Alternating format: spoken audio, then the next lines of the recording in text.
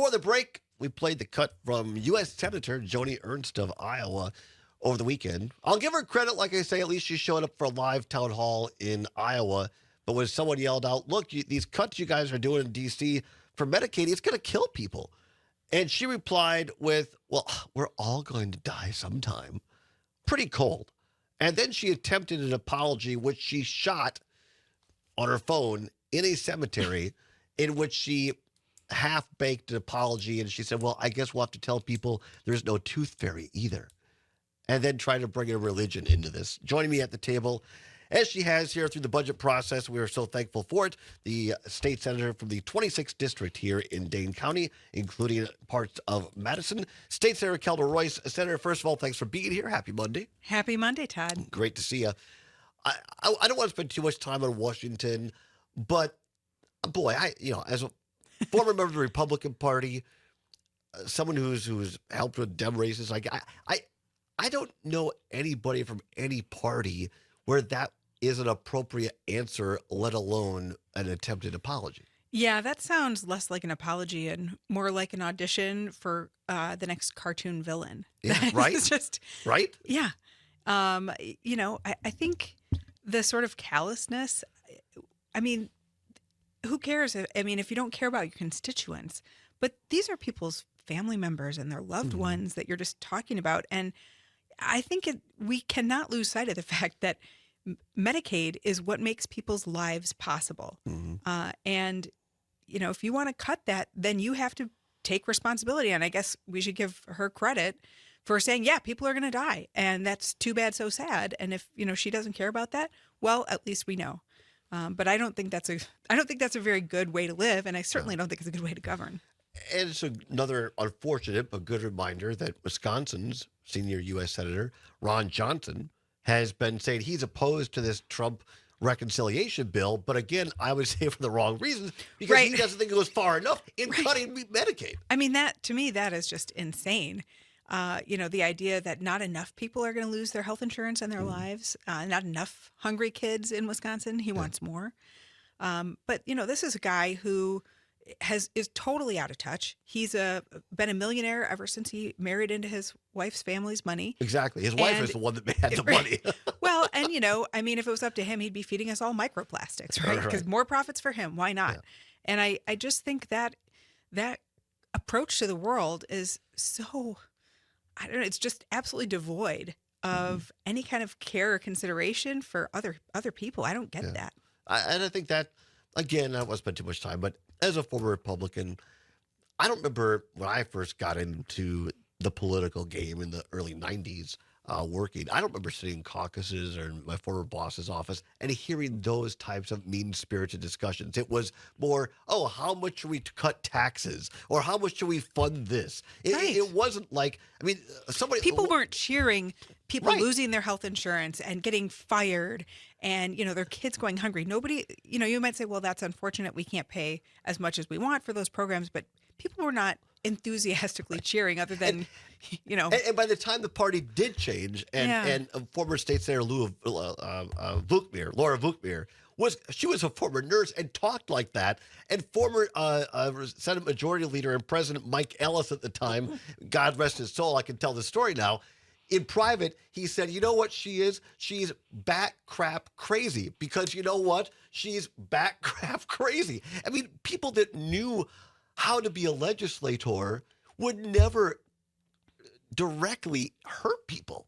Well, when I think about why I care about politics, why I'm interested in public policy, it's because I love people. I want everyone to thrive. I want every kid that grows up in the state to have the same kind of opportunities that I did, not growing up wealthy, but growing up on the edge of the middle class and having the opportunity to be the best version of myself. And my gosh, why wouldn't we want that for every single kid? It benefits us all.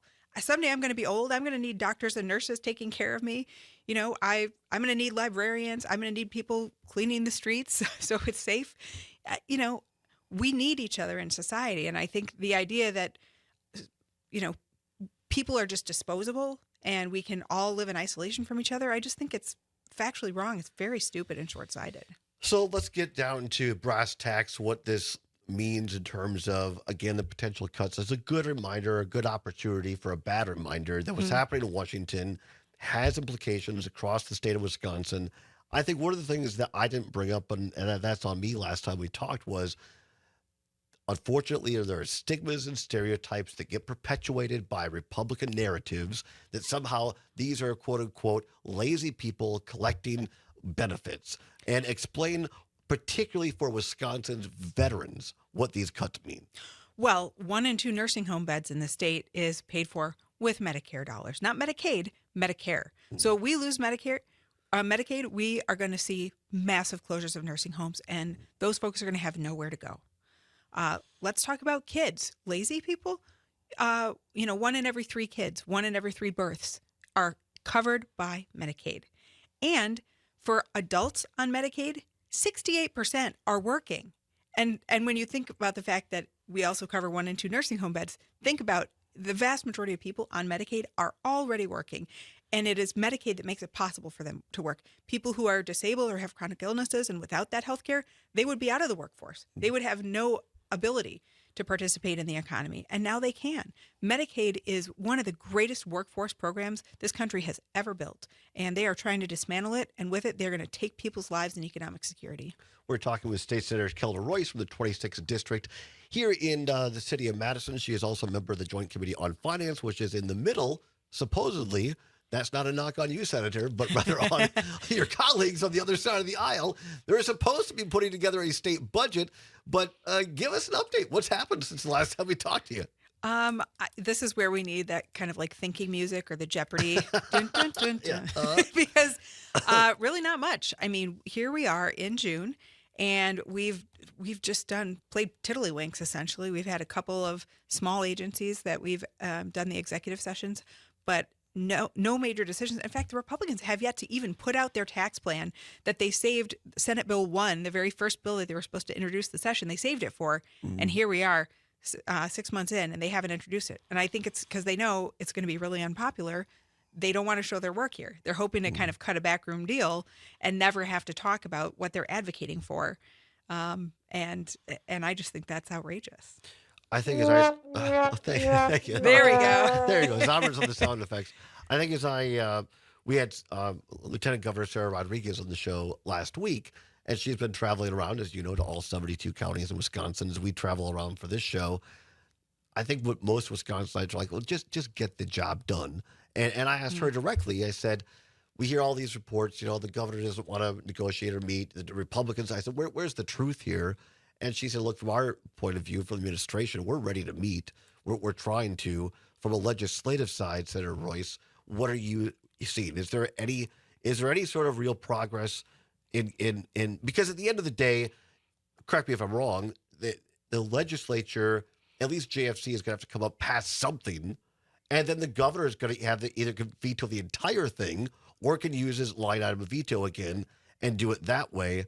But it wouldn't be real great if the Republican legislature just passes something they know is going to be automatically wholly vetoed. Right. I mean, that would be bad for Wisconsin because we're going to miss deadlines, and that means school districts and local governments will have no idea what they can spend. It also means we're in a little bit of a race against the clock with the horrible cuts that are being proposed federally. I mean, there's $2 billion that Wisconsin could access that will disappear if the Republicans in Washington get their way and we do not expand Badger Care. And I think we've got to expand Badger Care this year to save it because this is our last chance. And the cost to continue without getting that $2 billion incentive payment that's about to go away. Otherwise, it has to come out of all of our pockets. It has to come out of our existing taxes. And that is a huge cost. And there again, Badger Care, I was a small business owner, owned a coffee shop. I know you're an entrepreneur, small business owner. This is not a reward for quote unquote doing nothing. This is rewarding people for being entrepreneurs in this state, right, and helping them out. Yeah, I mean, honestly, Medicaid, Badger Care, it's the same program, essentially. It is, in many ways, it's a subsidy to small businesses and to other employers who don't pay their employees enough that they're able to buy health insurance on the Affordable Care Marketplace and don't have employer-based plans, right? So, it is helping, again, bolster that workforce. I've told the story before on the air. I don't think with you here, but when I have my coffee shop, I suffer from really bad allergies like I am right now, and sometimes I get ear infections. I went for it to refill a prescription. I had to go in person. The cost for that office visit without anything was $435, and my doctor never laid a hand on me. Just, 10 minutes. All right, there you go. Right. 430. The prescription cost me $10. Right. And so again, for people that say, well, I'm kind of on the Republican side here. We got to make people earn their keep. This is not a giveaway. This is a hand up, as former Absolutely. Republican Tommy Thompson used to say. Right. I mean, and it's a building block of our economy, right? We take this away and our workforce collapses. It's in that way, it is like childcare. It's like housing, right? It's something that you need for people to be able to work and be productive and, be the best, most thriving version of themselves. Yeah. Yeah. About 3 minutes left here before the first break. What are your colleagues on the Joint Finance Committee? What is the Democratic caucus right now? Again, just what is your priority here to that you want people across Wisconsin to know that is a priority for you folks? Well, I would say number one, the thing we heard over and over again is kids. People want their K-12 public schools funded. And that was true in Wausau and Hayward and West Allis and in every corner of the state. And that's been true for years. Our kids, the kids who just graduated from college, since they were in kindergarten, have not gotten an inflationary increase in school funding. And that is wrong. So a budget that does not meet the needs of our kids must be vetoed. A budget that does not invest anything in childcare with an industry that is on the verge of collapse must be vetoed. And of course, a budget that does not provide what's needed for the universities of Wisconsin to continue being the economic engine of the state must be vetoed. And I mean, we're outside the Capitol, so I'll mix in a little politics here in the last 90 seconds. I mean, I think there's a real possibility with now fairer maps that Republicans' majority in the state Senate next year, it ain't assured this time. That's right. In fact, I think the Republicans are going to have a very difficult time holding on to the majority, especially given, the corruption and the cruelty that we're seeing from Republicans in Washington and seeing that mirrored here at the state level. This is a pragmatic state. It's a purple state. And I think the Republicans have gone so far to the right. They've gone complete MAGA in the Capitol. And that is not what Wisconsin voters want. Mm-hmm. Now they're seeing the impacts. They're seeing the chaos with the tariffs, all the attacks and the vengeance. And that it's bad for our economy. And I think they're going to lose. Yeah, we're going to come back, talk a little bit more with State Senator Kelda Roys. We'll talk about the fact that it is Pride Month and Democrats have a couple of pieces of legislation. We'll discuss that and more. Don't go anywhere. It's the All Ball Show for a Monday across Wisconsin. Our guest this half hour, the state senator of the 26th district here in the Madison area, Kelda Roys. Senator, glad to have you here.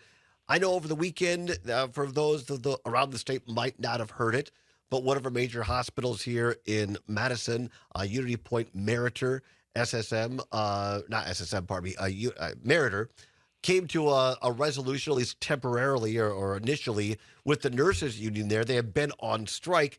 My Aunt Peggy was a longtime nurse in this city, have a deep respect for them. And this is about patient safety as much as the rights of nurses. Absolutely. And I'm delighted. I mean, these nurses work their butts off. Yes. Sorry. It's radio. No, absolutely. And the idea that, when you walk into a hospital, you take it for granted that there are guardrails in place so that you're going to be taken care of. And if you press that button, the nurse is going to be able to show up. If you crash after surgery, that a nurse is going to be there immediately, helping revive you.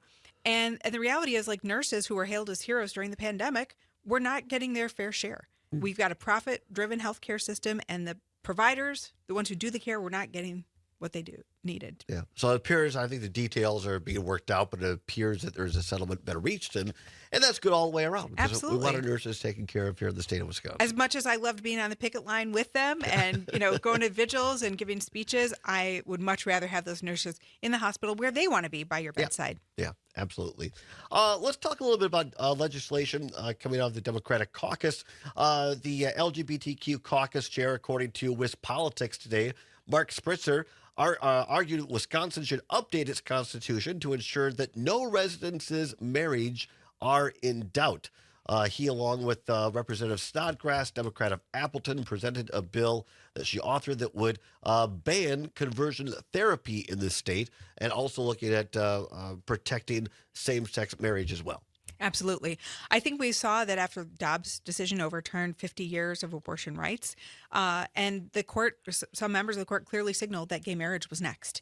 So Wisconsin cannot afford to have this discriminatory amendment in our Constitution that puts people's families in jeopardy, right? I mean, if the Supreme Court does overturn the right to gay marriage, Wisconsin families could see their marriages essentially challenged in court, and that would be devastating.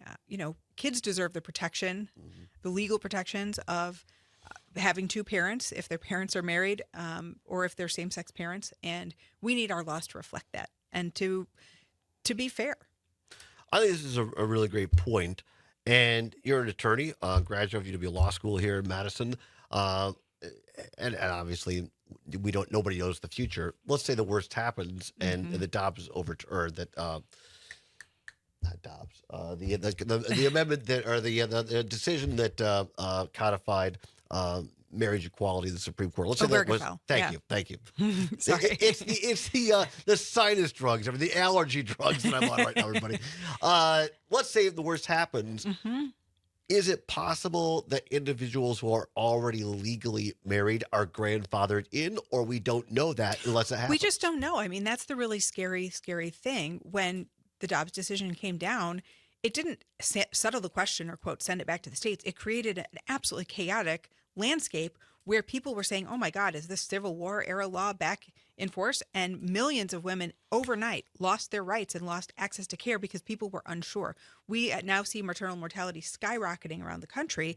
And we will see that same kind of cascade of politicians who oppose gay rights doing everything in their power to try to destroy existing families and to argue, oh yeah, your family's not real, and take away protections that those families rely on. So hospitals could deny visitation rights like they used to. You could be denied from making medical decisions for your partner or for your child. You could be barred from going to school events, your kid's end of the year graduation or school concert, right? I mean, there's all kinds of horrible things that being married is a bit of a protection against, right? Because it says you are in this family. And we don't want to go back to the bad old days where the kind of family you are or who you happen to be married to could be cause for discrimination. My favorite quote about marriage equality comes from Willie Nelson when asked if he supported it, and he told Rolling Stone magazine, I'm all for it. He goes, they might as well be as miserable as the rest of us. So I always like that one. Oh, poor Willie's wife. I know, right? Look, as a person who happens to be gay myself, one of the most dreadful things, in my opinion, is this conversion therapy stuff, or so-called. Oh, I know. This is horrible. And if you haven't heard about it, the short version is, it is where people believe you can take a gay individual, usually a child or a teenager, and either, quote unquote, pray it away or send them to counseling to somehow make them straight. And I always tell people, not all, I don't really do it anymore, but when it comes up and people would ask, I'm really not offended by the question, like, well, when did you decide to become gay? And I always say, well, at what point, what day can you name me when you said I'm straight? And it's just, you either are or you aren't. Yeah, I mean, I think the cruelty here, we have to understand that conversion therapy is not therapy. It is abuse. Yes. And it causes real harm, especially to kids. And that's why this ban is really important, because it basically says if you get a license to practice from the state of Wisconsin that says you're a mental health professional, you're a counselor, you're a therapist, psychologist, that you may not engage in this totally discredited, anti-scientific, abusive practice. Now, if you're an adult and you want to find a priest to help you pray away the gay, that's your choice. But you can't hold yourself out as a mental health professional that's licensed by the state of Wisconsin and then abuse people in this way. And to me, that's something I'm very proud to be a part of. And, we have the largest LGBTQ caucus in the state history, and I'm really proud to be a part of that. And proud for us to all be authoring this bill together. Well, we're here in June is Pride Month, and I appreciate your efforts. I appreciate the caucus's efforts because at the end of the day, I think most people are just like, hey, I just want to be treated like anybody else Absolutely. and be part of the community. Yeah. I mean, listen, At large, no right? matter Yeah. who you are or where you're from, you should have the same rights. Yeah, absolutely. State Senator Kelda Roys, we appreciate you. Hopefully by next week, your colleagues in Joint Finance will bring you in, so we'll find out. Let's do it. All right. She'll be back next week. We'll be back after the top of the news, weather, and sports. It's the All Ball Show for Monday across Wisconsin on the Civic Media Radio Network. Text BREW for your chance to win. That's right. Text BREW. Brew. BREW.